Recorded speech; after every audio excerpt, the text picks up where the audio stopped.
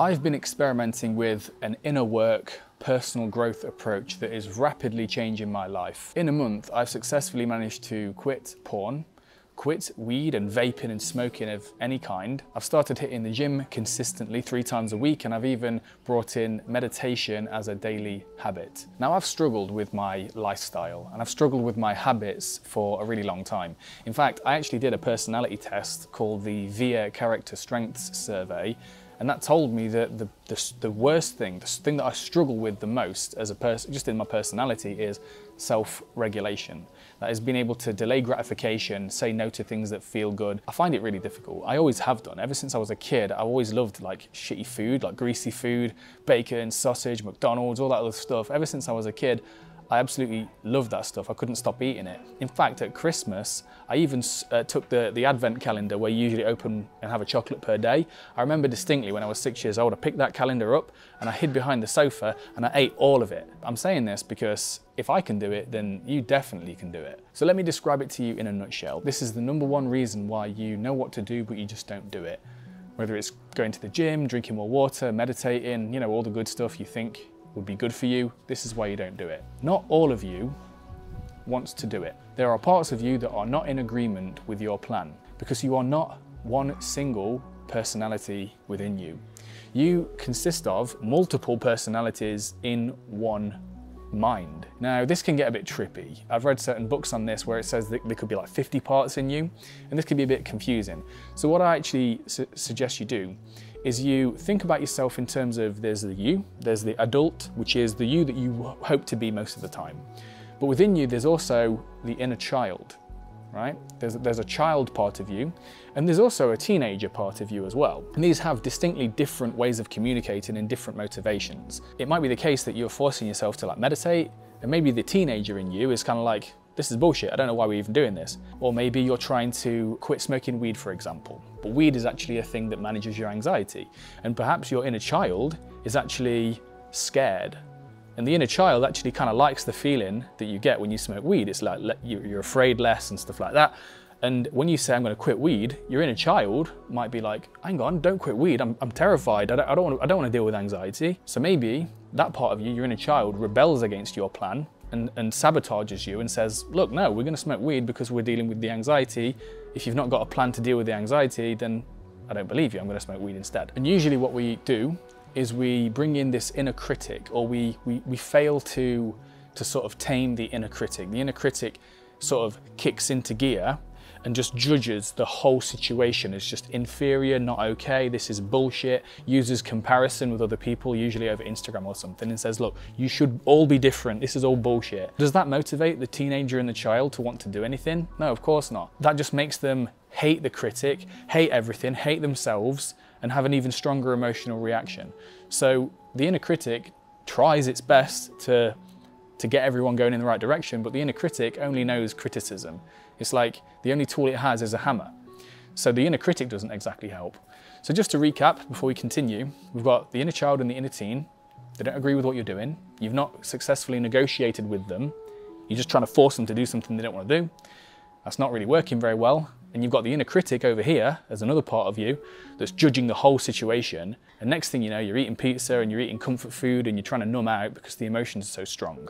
So this is this whole mess that's going on. In order for you to quit something or to change, because change is really hard, you need to essentially create some sort of inner harmony with this inner family. You need to contact each of these parts of you and actually listen to them, get them around the table and talk to them and negotiate with them and stuff like that, so that you're all pulling in the same direction rather than having this sort of internal conflict that will just lead to square one eventually. And I'm no different. But what did I do that changed things? Because I tried Atomic Habits, I tried doing habit tracking in the past. I tried the whole David Goggins approach of like, let's just fucking go, stay fucking hard, rah, and like usually like bludgeoning myself to make myself do things I don't want to do. Neither of them worked. These tools can be useful, like the Atomic Habits approach, it can be useful, but if those that inner teen and the inner child are not on board with what's going on, they'll just sabotage it no matter what the tool is. So I'm going to break down for you what it is that I did to restore some inner harmony to the point where I could negotiate with these parts of myself and ask them for their help. So firstly, what I did was I started to cut down on sources of stimulation. It's the truth that as a society, the people in this society we're just all overstimulated. We've either got some like war news, or we've got some climate change stress, or we've got some like tons of comparisons over Instagram. We've constantly got people vying for our attention over all these social media platforms.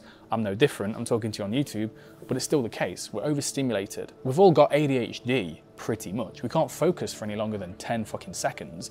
So what are the odds that we're gonna be able to actually listen to the inner child and the inner teen and what they're trying to tell us through the body? What are the odds that we're going to be able to hear that? If we don't commit to reducing the stimulation in our lives and bringing in some stillness and actually paying attention to the sensations of the body and the subtle language that these parts of us uses to speak to us, then we're not going to be able to actually hear anything that's going on. And the second thing I did was slowly and with patience, I started to connect with these parts of myself through specific writing exercises, mindfulness exercises. Basically what I did as a simple exercise is I wrote a letter to my inner child, I wrote a letter to my inner teen, and vice versa. I sort of opened up this dialogue.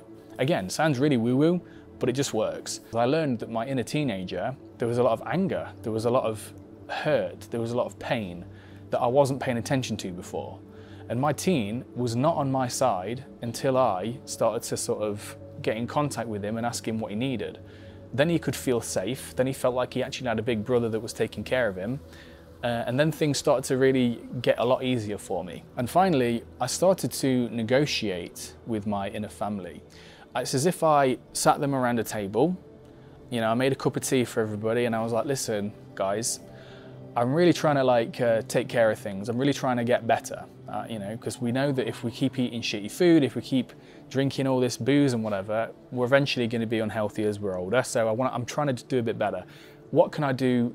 What can I do for you guys so that you'll help me? I also asked, what kind of things are you afraid of? What are you scared of? What are your concerns? I spoke to these parts of me as if I was actually speaking to people in front of me, and I treated them with as much compassion and attention and respect as I would treat other people.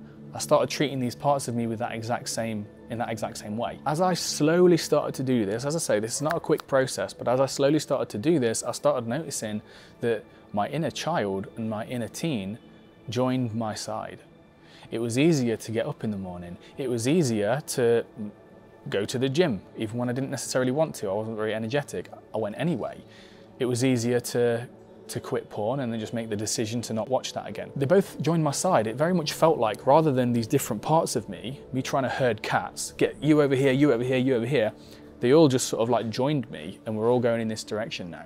It's a very mysterious feeling, but that's exactly what it's like. And the best part about this is that it doesn't feel difficult, is that it doesn't feel like an effort.